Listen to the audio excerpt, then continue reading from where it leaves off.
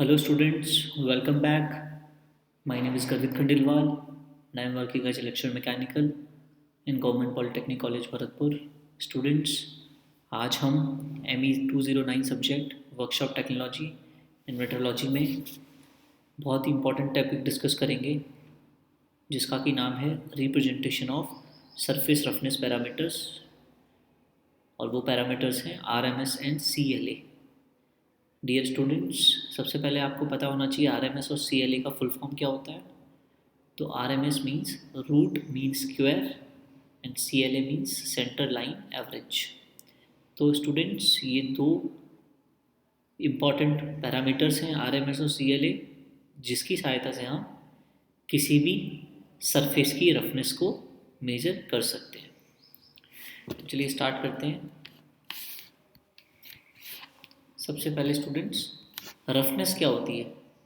तो रफनेस किसी भी सरफेस में जो closely space peaks and valleys होती हैं जो कि मशीनिंग प्रोसेस के द्वारा उत्पन्न होती हैं या प्रोड्यूस होती हैं, उसे ही हम रफनेस कहते हैं. आप किसी भी एक एग्जांपल ले लीजिए. सपोज़ हम लेथ मशीन में कोई वर्क पीस लगा रहे हैं, तो उस मशीन पर हम जब भी मशीनिंग करेंगे, सपोज़ हमने टर्निंग ऑपरेशन किया, टर्निंग ऑपरेशन के बाद जब हम देखेंगे वर्क पीस या जॉब की जो एक्सटर्नल सरफेस है, बाहरी सतह है, वो आपको हल्की सी,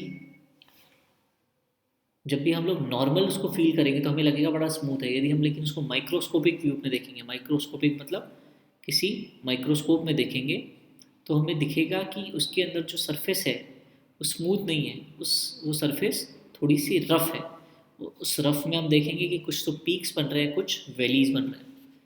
तो वो जो रफनेस है उसकी क्या वैल्यू है, उसको हम लोग, ये दो इम्पॉर्टेंट रफनेस पैरामीटर्स हैं. पहला है CLA मेथड और दूसरा है RMS मेथड. CLA का मतलब जैसा कि मैंने आपको बताया, सेंटर लाइन एवरेज मेथड होता है. इसे हम RA से भी रिप्रेजेंट करते हैं. तो लेट सपोज स्टूडेंट्स, हमने एक सैंपल लेंथ ली किसी भी वर्क पीस में और हमने देखा कि उसमें कुछ पीक्स बन रहे हैं और कुछ वैलीज. पीक मीन्स उठाव, वैली मीन्स चढ़ाव. कुछ पीक्स आ रही हैं, कुछ वैली आ रही हैं, और जो ओवरऑल सरफेस है उसका ऐसा ग्राफ बन रहा है हमारा. तो इसकी हम लोग वैल्यू कैसे निकालेंगे. तो आप देखेंगे कि the RA, that is the roughness average, or CLA, center line average, is the average distance from the center line to the highest or lowest point. ये हमारी सेंटर लाइन है, इसका हाईएस्ट पॉइंट क्या है और इसका लोएस्ट पॉइंट क्या है. वो सारी जो डिस्टेंस है वो हमको कहाँ से निकालनी है, सेंटर लाइन से निकालनी है. और उसका क्या ले लेना है, एक एवरेज ले लेना है. तो हमें क्या पता चलेगा, जो भी हमारा वर्क पीस है उस पर उसकी रफनेस की वैल्यू क्या है. जैसे कि आप इस फॉर्मूला में देखेंगे, RA है, RA में इसमें क्या दिया हुआ है, A1 A2 A3 plus dash dash AN. A1 क्या होगा स्टूडेंट्स, A1 होगा सेंटर लाइन से A1 के पीक की डिस्टेंस. अब A1 का पीक क्या है, ये ऊपर का पॉइंट है, तो इससे सेंटर लाइन की डिस्टेंस जो भी आएगी वो A1 हो जाएगी. सिमिलरली सेंटर लाइन से A2 की लोवेस्ट पॉइंट की जो डिस्टेंस आएगी वो A2 आ जाएगा. सिमिलरली A3 में भी आ जाएगा, A4 में आ जाएगा, A5 में आ जाएगा, A6 में आ जाएगा. इसी प्रकार से यदि हम सारे जितनी भी वैल्यूज़ हैं इनको ऐड कर दें और नंबर ऑफ वैल्यूज़ जितनी ली है उसको डिवाइड कर दें, तो हमारे पास में क्या आ जाएगा, एक रफनेस वैल्यू आ जाएगी, जिसको कि हम लोग माइक्रोमीटर में जनरली शो करते हैं. एक माइक्रोमीटर क्या होता है, इट इज़ 10⁻⁻⁶ मीटर्स. तो यदि आपको 10⁻⁻⁶ मीटर में कोई वैल्यू दी है तो उसको आप डायरेक्टली माइक्रोमीटर भी, जिसको न्यू एम से दर्शाते हैं, वो भी आप लिख सकते हैं. नेक्स्ट इज, अब जो माइक्रोमीटर में रफनेस की वैल्यू दी होती है वो रफनेस ग्रेड नंबर्स में भी शो होती है. जैसे कि यदि कोई हमारी RA की वैल्यू आ रही है 50 माइक्रोमीटर, तो उसको हम किससे शो कर सकते हैं, N12.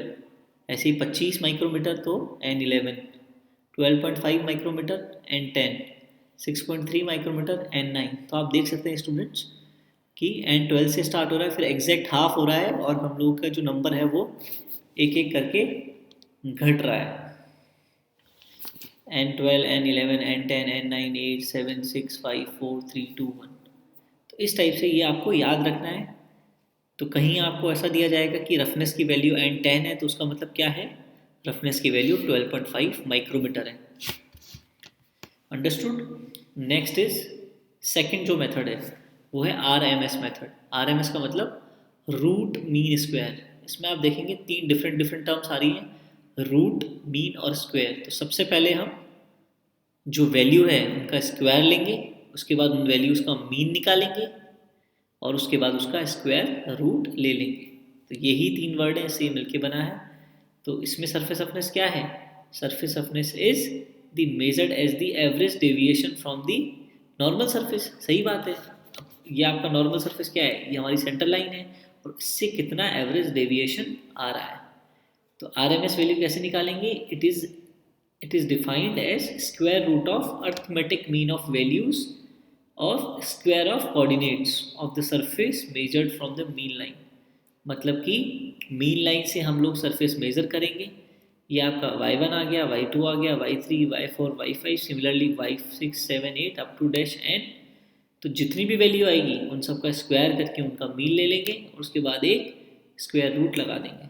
तो हमारे पास में क्या आ जाएगी, RMS एवरेज की वैल्यू आ जाएगी। या फिर यदि हमें इस कर्व का इक्वेशन पता हो और हमें पता चल जाए कि हमको कहाँ से कहाँ तक इसकी सैम्पल लेंथ है वो है, तो हम लिमिट लगा के भी इंटीग्रेशन करके भी वाई स्क्वायर डी एल के रिस्पेक्ट में इसको इंटीग्रेट करके भी स्क्वायर रूट ले सकते हैं।